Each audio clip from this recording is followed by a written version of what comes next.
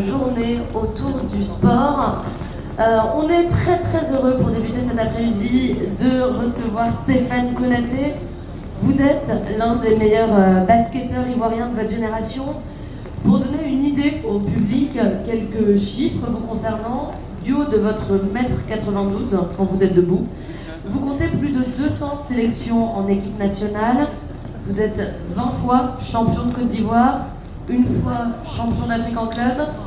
Vous avez été élu Most Valuable Player de la Coupe d'Afrique en 2005, c'est-à-dire meilleur joueur tout simplement. Vous avez reçu le prix d'excellence du meilleur athlète de Côte d'Ivoire en 2022. Et à 43 ans, Stéphane Konaté, aujourd'hui vous êtes encore sur les parquets avec votre club ABC, l'Abidjan Basket Club. Bienvenue. Alors c'est une carrière exceptionnelle, une longévité exceptionnelle aussi. Et pourtant à l'origine, vous ne rêviez pas du tout d'être basketteur. Effectivement, tout petit déjà, on essayait de taper dans le ballon de foot, comme tout gamin à cette époque. Et malheureusement, je ne me voyais pas sportif. Moi, je rêvais d'être officier de la gendarmerie. C'était le goût de cette rigueur, le goût de tout ce qui était éthique, qui faisait que je voulais déjà dès tout petit être officier de gendarmerie, puisque la gendarmerie c'est un corps d'élite. Mais bon, il y a ce qu'on rêve d'être et il y a ce qui est. Et aujourd'hui, voilà, je suis sportif international de haut niveau et c'est pas plus mal. Et alors, qu'est-ce qui vous est arrivé? Comment est-ce que d'officier de gendarmerie dont vous rêviez à apprenti footballeur, vous avez commencé à l'âge d'un peu plus de 10 ans à faire du basket? Tu annonces ou tu expliques à ton père que tu veux être gendarme. Dans le temps, je pense que pour être gendarme, il fallait passer un concours de gendarmerie.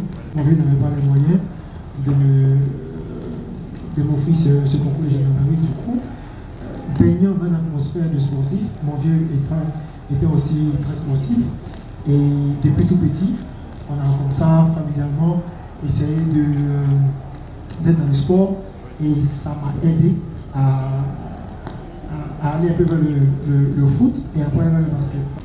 La fédération de basket était plus ou moins dynamique. Elle organisait des tournois de jeunes pour toute la Côte d'Ivoire et voilà comment nous, on s'intéresse au basket parce que mes collègues basketteurs quittaient Congo et venaient jouer sur Abidjan, venaient vivre leur passion ailleurs qu'à Congo. Ça cassait la monotonie. Donc du coup, voilà comment on s'appelle au basket tout bêtement.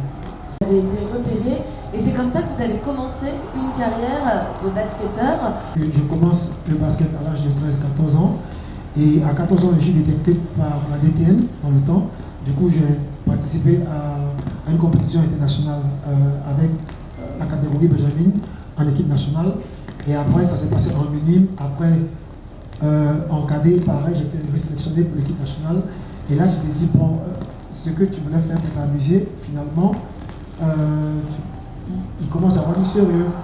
Et le fait de participer à la compétition internationale et de voyager, on va dire comme ça, très tôt, te mène dans une situation où tu te rends compte qu'il faut que tu travailles pour pouvoir atteindre le niveau qu'il faut pour pouvoir être performant en équipe nationale et à l'international.